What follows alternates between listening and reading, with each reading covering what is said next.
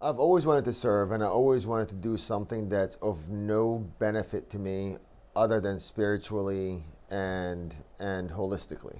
And I knew that I wanted to serve in communities that are in so dire need of the service. I also knew that I wanted to do it at a high level.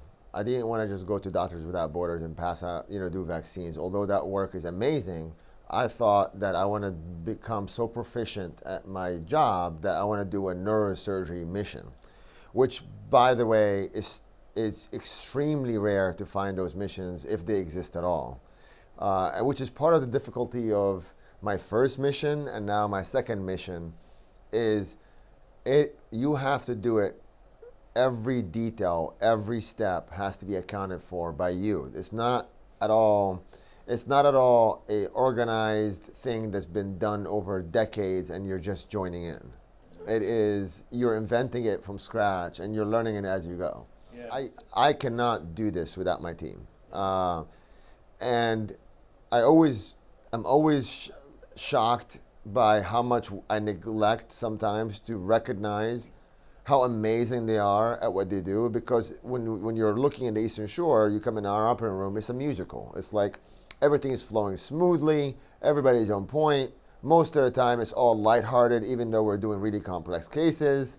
It's not until you go to a place where nothing is right that you recognize how amazing these people are at triaging problems, stepping up with solutions, figuring out a different way to do things, and just showing you the brilliance of each of them at what they do. And the cases that were billed to me before I went there was, the traditional startup cases for spine surgery.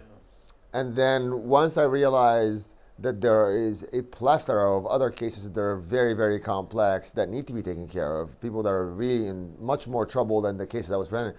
And I said, based on the instruments that we have here and my team, I went back to my team. I said, hey, do you think we can get this done here? And they said, yeah, I think we can do the higher level stuff here. We have enough that we can maneuver it. So we ended up doing all the hard cases and very few of the smaller cases that we thought other mission trips can handle. The first day was 7:30 at night. The next day, and that shows you our learning curve, the next day we shaved off 2 hours, same number of cases, and the next day we shaved off 2 hours off of that. And to go that fast in your accelerated learning curve in 3 days, to me is the eye-opening thing about my team, because it's not just a surgeon thing. Although I lost a lot of sleep trying to figure out how I'm doing things differently, it's everyone stepping up and saying, hey, I think we can skip this step, or we can do this other thing, or why don't we do it just slightly different here, and you work together and it sounds a lot better in day 3. Sure. It's almost like playing on a really highly professional team, and they're passing the ball behind their head and they know that the other person is going to be there, right? Yeah. So that's how it works with my team. I know what each person's objection is going to be, or their troubles, or their weaknesses, or what, I can literally put my hand out at any point in the case, and the exact instrument will be passed in my hand in the exact way that it's supposed to be passed out without me saying a word. So I try to leave at least one day at the end where we really, again, it's such a high, intense way to see a place, but we try to do it all in 24 hours. So we ate like 6 meals, saw 2 sites in 24 hours in Honduras to get the cultural experience that we needed. Every time I come back from these things, the next thing that people say is, where are you heading off next, and can I be part of it? Because that's the logical thing. When I tell you that these things take a beating on you, it wasn't until last week that I started gaining some strength back and my weight back and getting back to my normal routines. My kids, I have a 6-year-old and an 8-year-old, they were very traumatized by me going to a dangerous place like this.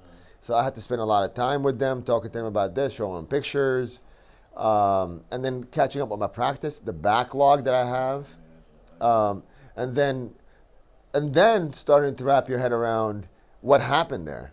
And over many months to come, us as a team will, as we feel comfortable, we'll bring up pieces of it. We'll say, hey, do you remember this? What did you guys think about this? because you have to verbalize it and you have to internalize it and you have to figure it out. Yeah.